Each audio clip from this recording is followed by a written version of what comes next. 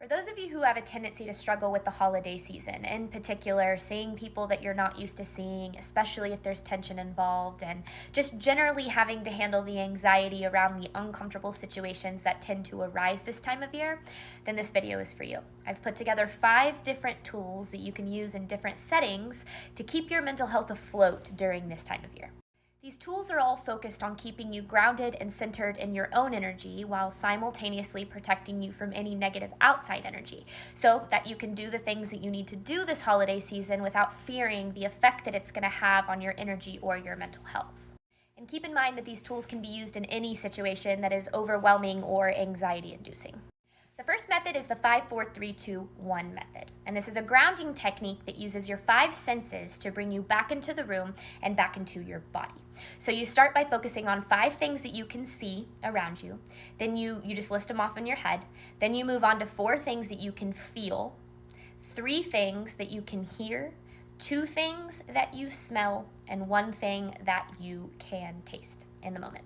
And this brings your energy and attention away from how you're responding and reacting to what's going on around you, and again, just kind of back into the present moment, back into your energy. You can do this when you're around people, you can step away and do it when you're away from people if that's easier, whatever works best for you. If you're looking for more of a subtle grounding technique, then I have one for you, and it's one that I use all of the time in pretty much any moment where I'm feeling overwhelmed or anxious.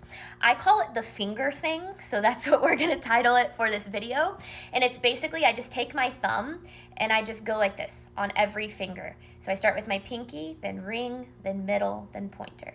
Pinky, ring, middle, and pointer, and I just redirect my energy to that pattern and breathe kind of as I need to until I'm feeling a little bit more calm. So that's a little bit more of a subtle one. You can obviously you could do that sitting around a dinner table if you wanted to. The next one is a protection technique, and it requires a little bit of visualization. This works better if you have some space to meditate or take some time to meditate beforehand, but you can also do it when you're sitting in a position where you're surrounded by people.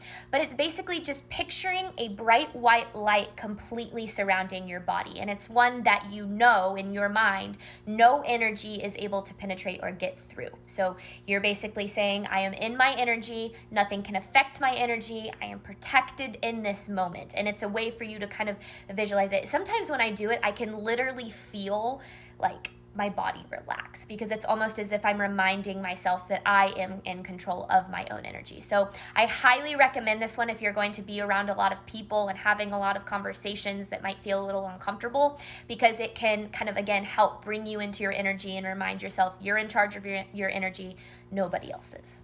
The next one is the Take 5 method, and I practice this one religiously pretty much every day of my life, but it's basically just taking 5 minutes to be with yourself, be with your energy, and focus on your breathing. It's basically just meditation, but a super easy, digestible way to do it.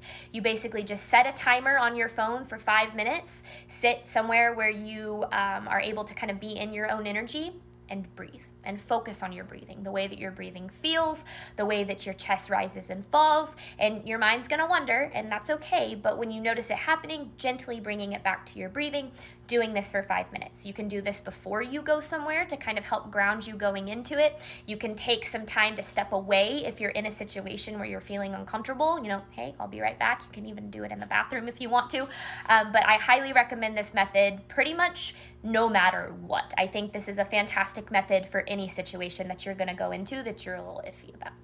And the last and most important tool I want you to remember going into this holiday season is the last one, and that is to leave.